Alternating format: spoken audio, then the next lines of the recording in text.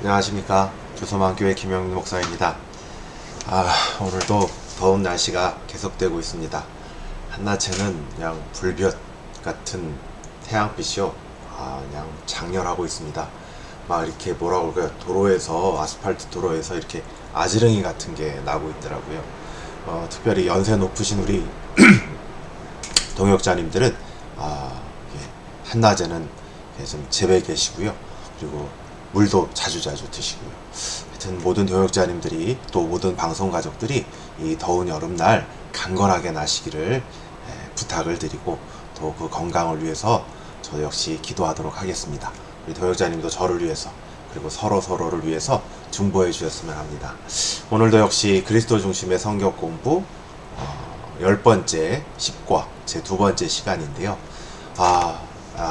날씨가 이 엘리야 선지자 때 이 불볕 같은 이슬도 없었고 비도 없었던데 하나님께서 역사해 주셔서 이 비를 내리시게 했던, 그리고 또 그때마다 까마귀를 보내시고 또 이 그리시네가에서 물을 주셨던 하나님의 역사가 생각나게 합니다. 우리가 지난 시간에는 이 엘리야 선지자에 대해서 했어요. 엘리야 선지자에 대해서 했습니다. 엘리야 선지자의 역할이 뭐냐라고 했었을 때 이것이었습니다. 누가 참 하나님인가? 엘리야의 역할은 하나님과 여호와 하나님과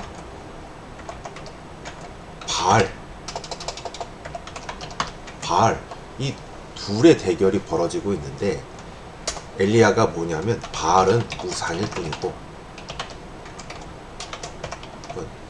진정한 하나님은 여호와다. 이것을 어떤 사건을 통해서 알렸냐면 비를 내리지 않는 사건,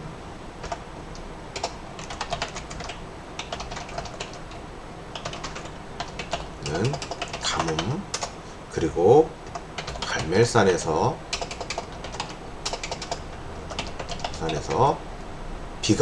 갈멜산에서 불이 내려서 그래서 제단의 제물을 다 불태우는 장면에서 나옵니다.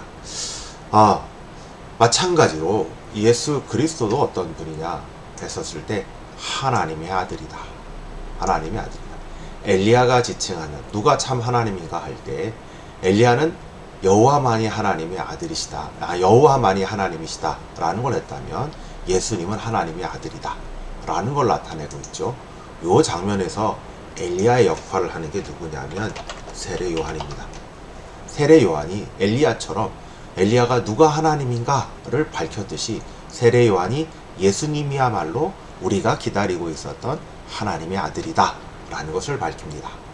우리 이 부분, 우리가 지난번에는 이 구약의 인물까지 했고, 오늘은 바로 이 예수님에 대해서 살펴보는 시간을 갖도록 하겠습니다. 다음 페이지 보겠습니다. 첫 번째 문제죠. 문제를 읽으면 엘리야 선지자는 당시의 이스라엘 백성에게 여호와 하나님만이 참 하나님이라는 것을 하나님의 능력으로 밝힌 선지자다.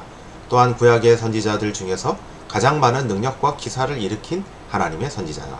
때문에 말라기에서는 하나님의 심판의 날에 엘리야 선지자가 다시 온다고 말씀했다. 여기 이 부분 체크를 해보고요. 신약에서 엘리야 선지자의 역할을 누가 한다고요? 세례 요한이 하고 있습니다. 세례 요한이 예수님에 대해서 말씀하신 것을 보고 세례 요한의 사명이 무엇인지를 살펴보자. 우리 말씀을 한번 보죠. 마태복음 3장 1, 2절, 7절, 9절. 그때 세례 요한이 이르러 유다 광야에서 전파하여 가로되 회개하라 천국이 가까이 왔느니라 하였으니. 지금 뭐하고 있죠? 회개를 외치고 있어요. 회개하라 천국이 가까이 왔느니라 하면서 세례 요한의 말씀 그 이름대로 세례를 베풀고 있습니다. 많은 바리새인과 사두개인들이 세례를 베푸는데 오는 것을 보고 독사의 자식들아 누가 너희를 가르쳐 임박한 진노를 피하라 하더냐. 그러므로 회개에 합당한 열매를 맺고 속으로 아브라함이 우리 조상이라 생각하지 말라. 내가 너희에게 이르노니 하나님이 이 돌들로도 아브라함의 자손이 되게 하시리라. 마가복음 1장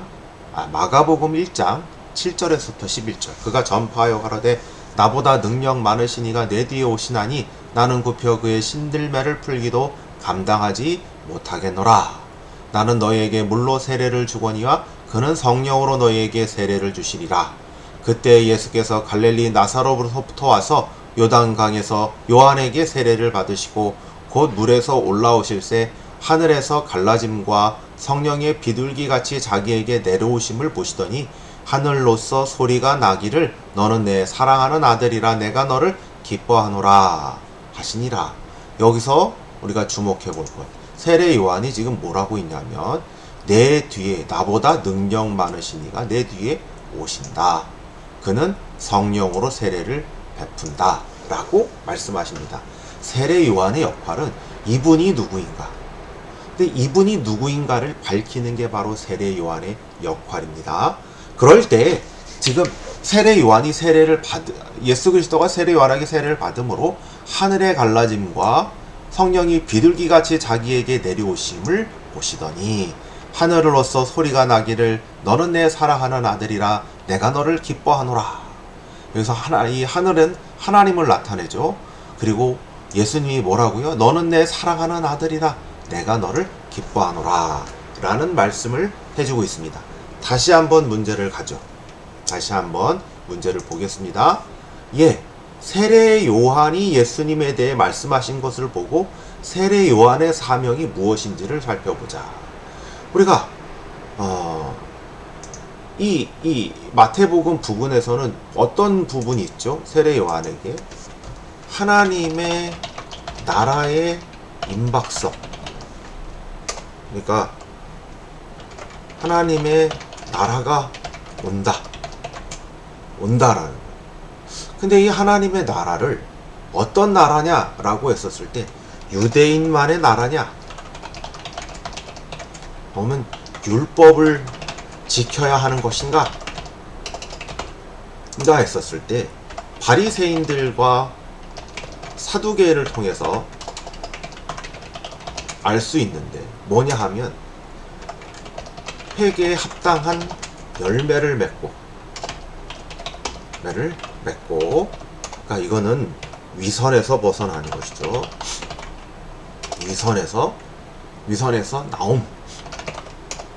두 번째는 하나님은 이 이스라엘 유대인들만이 하나님의 자녀가 아니라 돌들로도 하나님의 자녀가 되게 하신다. 그럼 하나님의 나라가 온다? 하나님의 나라는 유대인들만의 나라가 아니다. 뭐냐 하면 하나님의 나라는 모든 민족을 아우르고 있는 하나님의 나라다. 하나님께서 베푸시는 하나님의 나라다 라는 것이죠. 그리고 두 번째로 하고 있는 게 뭐냐 하면 예수님을 지칭하고 있습니다. 예수님, 하나님의 아들을 나타내는 역할을 하고 있습니다. 하나님의 나라, 하나님의 아들은 무엇이냐?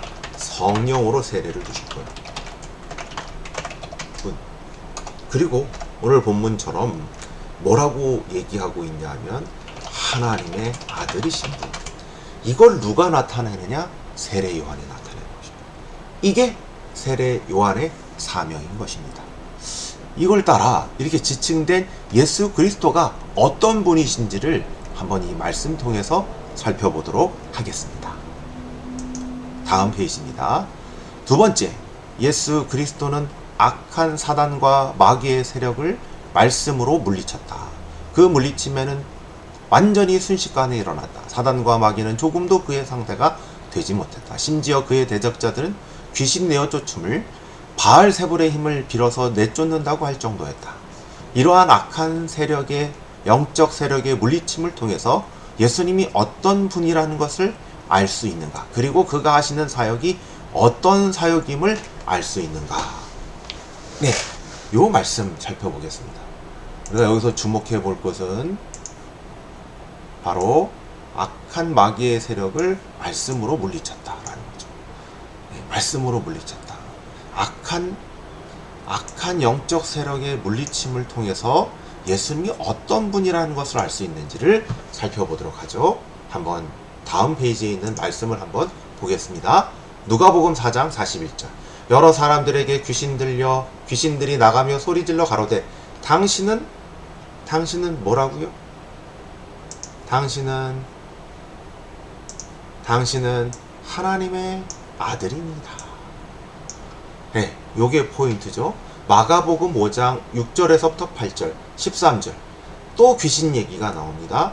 7절부터 얘기하죠. 큰 소리로 부르짖어 가로되 지극히 높으신 하나님의 아들 예수여, 나와 당신이 무슨 상관입니까? 원컨대 하나님 앞에 맹세하고 나를 괴롭게 마옵소서. 이에 예수께서 이미 저에게 이르시되 더러운 귀신아 그 사람에게서 나오라 하셨느니라 허락하신대 더러운 귀신들이 나와서 돼지에게로 들어가니 거의 2,000마리가 되는 때가 바다를 향하여 비탈로 내리다라 바다에서 몰사하거늘이라는 말씀을 하고 있습니다. 이 말씀을 통해서 이 말씀은 이 두 가지 말씀은 예수님이 귀신들을 내어 쫓는 축사의 사역입니다. 이 모습을 그려주고 있습니다. 근데 공통적으로 이 귀신들이 하는 말은 뭐냐면 예수님이 하나님의 아들이라고 말합니다. 귀신들이 증거를 하죠. 물론 이 귀신들이 하나님의 아들이라고 말한 게 예수님에 대한 믿음은 아니죠. 이것은 좀 구분돼야 됩니다. 예, 우리가 야고보서 같은데 잠깐 주제를 벗어나지만 귀신들도 알고 떤다고 그랬어요. 이건 우리가 보면 이 사람들은 이 귀신들은 악한 존재로서 악한 영적 세력으로 예수님이 누구인지 예수님이 하나님의 아들인지는 알고 있지만 그를 따르진 않는 대적하는 존재입니다. 이런 존재예요. 그렇기 때문에 예수님이 그러니까 마치 적국에 당신은 어느 나라의 왕자 아닙니까? 라는 고백하고 똑같은 거예요. 그게 그를 따른다든지 그 앞에 엎드린다든지 이런 의미가 아닌 겁니다. 근데 이런 축사의 사역이 또 어떠냐 할 때, 어떻게 할 때 예수께서 꾸짖으세요.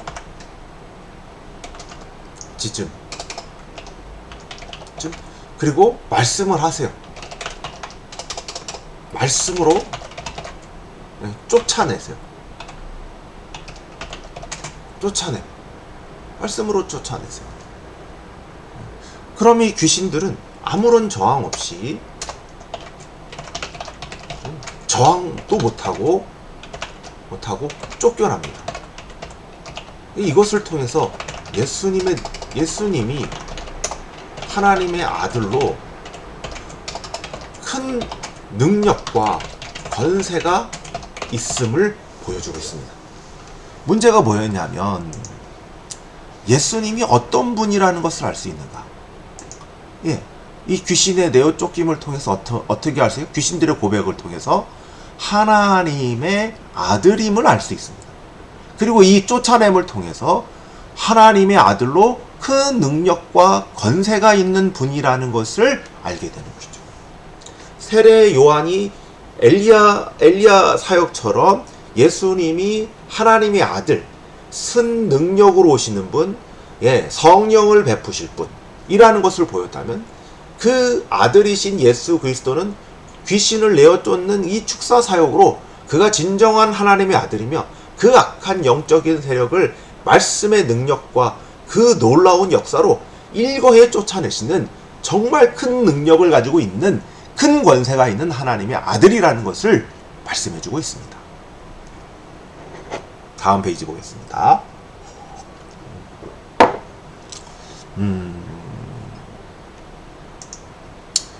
마태복음 있었네요. 네. 이 부분 한번 살펴보죠. 이 아빠 2번 문제하고 하는데, 그러니까 이 귀신 쫓아냄을 통해서 어떤 문제가 닥쳤었냐면 이런 문제가 닥쳤어요. 바알세불의 힘을 입어 귀신을 쫓아낸다는 소리가 있어요. 근데 성령을 힘입어 쫓아냈으면 뭐가 임했다고요? 하나님의 나라가 임한 거라고. 그러니까 예수님은 이 말씀을 통해서 뭘 보여주고 싶은 것이냐. 지금 사람들이 예수님을 하나님의 아들로 보는 것이 아니라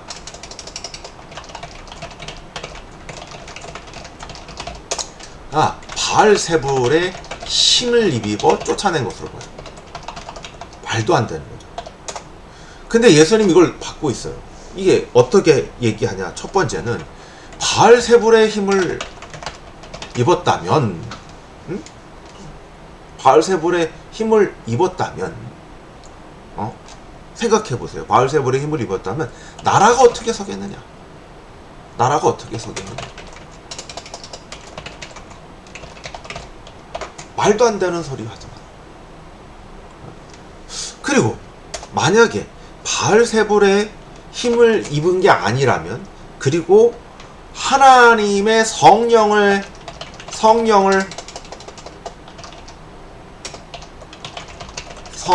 힘입어 축사했다면 뭐라고요? 하나님의 나라가 이미 임했다. 이미 임했다. 하나님의 아들 예수 그리스도가 이 땅에 오셔서, 그러니까 세례 요한의 예언처럼 하나님의 아들 예수 그리스도가 큰 권능과 능력으로 오셔서 어떻게 하고 있다고요? 하나님 나라를 이 땅 가운데 가지고 오고 있다. 이미 하나님의 나라가 이 예수 그리스도를 통하여 임하고 있다는 것을 말씀해 주는 겁니다. 다음 문제 넘어가도록 하겠습니다. 3번 문제입니다. 읽어보겠습니다. 당시 바리새인과 서기관들은 모세의 율법 준수, 장로들의 유전을 매우 중요하게 생각했다. 그들은 자신의 곧 율법 준수를 통해 하나님의 백성이 된다고 믿었고, 유대 백성들은 율법과 장로들의 유전을 엄격하게 지키도록 하였다. 그런데 예수님은 바리새인과 서기관들과 대립하셨다. 예수님이 바리새인과 서기관들의 숨겨진 죄악과 위선을 들춰내었다. 그렇게 하신 이유가 무엇이라고 생각하는가? 라는 것입니다. 우리 한번 생각해 볼까요? 첫 번째는 이 말씀 왜 하고 있느냐라는 겁니다. 이 말씀 왜 하고 있느냐라고 했었을 때, 하나님의 백성이 된다고 믿었다. 그러니까 아까 문제가 뭐였죠?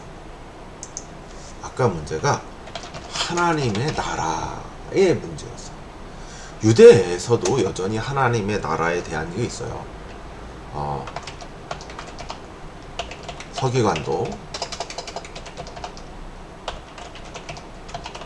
또 하나님의 나라를 말했습니다. 근데 이 하나님의 나라를 누가 들어가느냐? 하나님의 백성이 들어간다. 누가 하나님의 백성이 들어가냐? 율법. 누가 하나님의 백성인가? 율법을 지킨 자. 율법을 지킨 자다. 그래서 이들의 신앙생활이라는 것은 율법과 장로들의 유전을 엄격하게 지키는 것이었습니다. 그런데 예수님은 바리새인 서기관과 대립하셨습니다. 왜 대립하셨냐면, 하나님의 의는 율법을 통해서 이루어지는 것이 아니다 라는 거예요. 너희는 의롭지 않다는 거예요. 서기관은 의롭지 못하다는 거예요. 네, 그들이 이 계명을 다 지킨 것 같은데 실은 계명을 지키지 못했다. 더 나아가서는 계명은 지킬 수 있는 종류가 아니다. 그래서 이것을 나타내기 위해 그들의 죄악, 위선을 들춰내는데 초점을 맞추셨어요. 왜 이렇게 하셨느냐? 아니, 이 정도만 해도 되는 게 아니냐라고 했었을 텐데, 예수님이 말하는 하나님의 나라는 행위로 들어가는 것이 아니라 은혜와 긍휼로 들어갑니다. 어떻게 행위와 은혜로 들어가냐? 예수 그리스도를 믿음으로 들어갑니다. 예수 그리스도가 어떻게 하셨기 때문에 십자가의 죽음으로 계속하셨기 때문에. 이렇게 하신 이유는 예수 그리스도를 믿어 하나님의 나라에 들어가도록, 그 은혜와 긍휼을 힘입어 하나님의 나라에 들어가도록 하는 거예요. 만약에 서기관들과 바리새인처럼 하면 그들은 예수 그리스도를 믿지 않기에, 계명을 지키지 못한 죄악과 위선을 저질렀기에 도저히 하나님 나라에 들어갈 수가 없는 거예요. 그걸 지금 이 예수 그리스도가 대립하고 그들의 죄를 지적하고 그들의 위선을 지적하고 하나님의 메시아, 하나님이 보내신 자를 믿어서 그 하나님 나라에 들어가라고 말씀하고 계신 것입니다. 다음 문제 한번 보겠습니다. 다음 문제 보겠습니다. 보죠. 예수님이 잡히시던 날 대제사장들과 바리새인, 서기관, 장로들 앞에 서 있다. 그들은 예수님의 죄를 추궁했다. 그리고 최종적으로 신성모독의 죄를 지었다고 판단했다. 그들은 예수님을 십자가에 못 박기 위해서라도 빌라도 총독에게 데리고 갔다. 빌라도 총독은 도무지 예수님에게 죄를 찾을 수 없다고 했지만 폭동이 일어날 것을 두려워해서 예수님을 십자가에 못 박게 했다. 그러면서 십자가의 죄명을 썼다. 바로 유대인의 왕이다. 그리고 예수님이 십자가에 못 박히시고 하나님께 돌아가실 때 하늘의 성전의 휘장이 찢어졌다. 하늘에서 불이 내리셨듯이 예수님의 십자가의 죽음을 받으셨다. 십자가에 달려 죽은 지 사흘 만에 부활하셨다. 이 보고를 로마의 병사들이 들었으나 그것을 감추기에 급급했다. 이러한 신약의 기록을 통해서 예수님은 진정 어떤 분이며 대제사장들, 바리새인, 서기관들이 한 죄악이 무엇인지 말해보자 라는 것입니다. 여기서 우리가 살펴볼 것, 예수님의 십자가의 죽음, 그 죄명이 바로 유대인의 왕이다. 유대인의 왕이죠. 유대인의 왕은 다윗의 자손이고, 다윗의 자손은 하나님께서 말씀하신 하나님의 성전을 세울 자, 하나님께서 말씀하신 이 세 가지의 날, 바로 그 종 메시아라는 것입니다. 그리고 예수 그리스도가 십자가에 달려 죽으실 때 성전의 휘장이 찢어졌습니다. 마치 하늘에서 불이 내리셨듯이 성전의 휘장이 찢어짐으로 예수 그리스도의 십자가의 죽음을 받으신 것이죠. 그리고 이 죽은 지 사흘 만에 부활하셨습니다. 그러나 그 부활을 감추기에 급급했죠. 그래서 이 대제사장들, 이 신약의 기록을 통해서 우리가 지금 살펴야 되는 것은 어떤 것이냐면, 예수님이 어떤 분이냐, 그리고 바리새인과 서기관들, 그리고 대제사장이 했던 죄악이 무엇이냐라는 것을 살펴보도록 하겠습니다. 첫 번째, 그러니까 예수님이 십자가에 달려 죽으셨어요.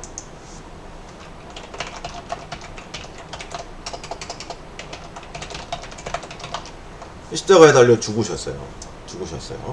근데 이것을 우리가 엘리야가 갈멜산에서 그래서 했던 전투, 영적인 전투. 갈멜산에서 영적인 전투는 하나님의 불이 땅에 내려서 제단을 태우고 제사를 받아주시는 것, 이것을 의미합니다. 예수님이 바로 이 갈멜산에서 이 골고다 언덕에서 세워졌던 제단의 제물이죠. 십자가의 죽음이 바로 제단의 제물로서의 죽음인 것입니다.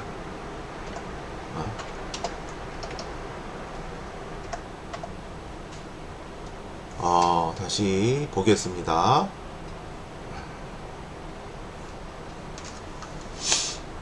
뭘 또 제가 잘못했나봐요.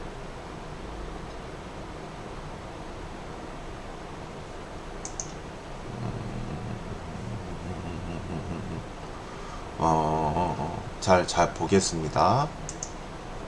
네. 여기 보죠. 또 다시 녹음할 뻔했어요. 다시 녹화할 뻔했어요. 예수님이 제가 뭘 했냐면,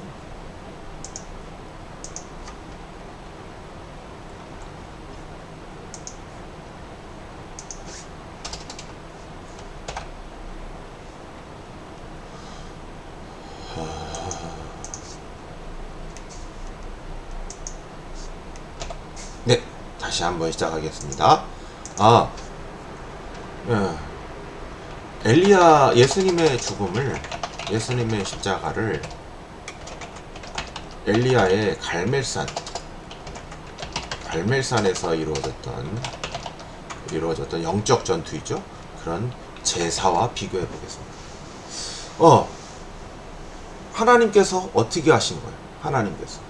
하나님께서 갈멜산에서는 하나님의 불이 제단과 제물을 내려서 그 제사를 받아주시고 이스라엘 백성의 죄를 용서하셨죠. 그리고 비가 내리게 하셨습니다. 그렇지만 이스라엘 백성은 변화되지 않았어요. 변화되지 않으며 여전히 살기 등등한 채 뭐라 그럴까요? 엘리야 선지자를 죽이려고 했죠. 예수님의 십자가의 죽음 한번 해볼까요? 하나님께서 그 제사를 받아주셨어요. 그래서 그 받아주심의 징표가 하늘에서 불이 내린 것 같다면 하늘에서 하나님이 성전의 휘장, 곧 내소와 외소를 구분하는 성전의 휘장을 찢으십니다. 하늘에 불이 내린 것처럼 성전의 휘장을 쫙 찢어요. 그래서 하나님께로 나아가는 길이 이제 열렸다는 것을 보여줍니다. 그리고 그 백성을 예수 그리스도의 십자가의 피로 용서하십니다. 그리고 하나님께서 예수 그리스도를 부활하게 하시고 이 모든 것이 우리가 쭉 앞에 1번서부터 3번까지의 내용을 통해서 예수님이 하나님의 아들이라는 것을 보여주고 있습니다. 그런데 예수님이 진정으로 어떤 면에 하나님의 아들이신데 우리가 생각할 겁니다. 그럼에도 불구하고 이 땅은 망하지 않아요. 이 땅은 완전히 심판되지 않아요.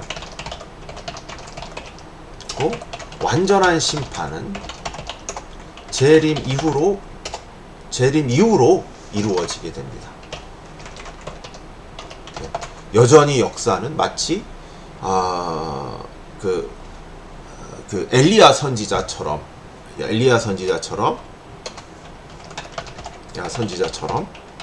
역사 속에서 하나님의 섭리가 지속되고 있어요. 이 대제사장들과 바리새인과 서기관들이 한 역할은 뭐냐 하면 바로 이 예수 그리스도를 믿지 못하게 하는, 오히려 그 예수 그리스도의 십자가의 죽음과 부활을 거짓으로 치장하게 하는, 이것이 바로 그 죄악인 거죠. 바로 이 죄악은 엘리야로 치자면 그 시돈 공주 이세벨이 한 것과 이세벨 또는 아하박 왕의 죄와 같은 것이죠. 같은 것입니다. 하나님의 아들인 걸 알고도, 그 부활의 소식인 것을 알고도 여전히 우상을 섬기고 있는 거예요. 여전히 이 자신의 이 의를 의지하고 있는 거예요. 이것이 실은 자기 자신을 의지하고 실은 자기 자신만을 믿고 있고 행위만을 믿고 있는 그런 이세벨과 아합과 같은 우상 숭배와 진배 없다라는 것을 보여주고 있습니다. 오늘 여기까지 하도록 하겠습니다. 그간 강의 이렇게 잘 들어줘서 감사하고, 오늘 하루도 나머지 하루도 건강하게, 그리고 또 이왕이면 마음은 시원하게 보내셨으면 좋겠습니다. 감사합니다.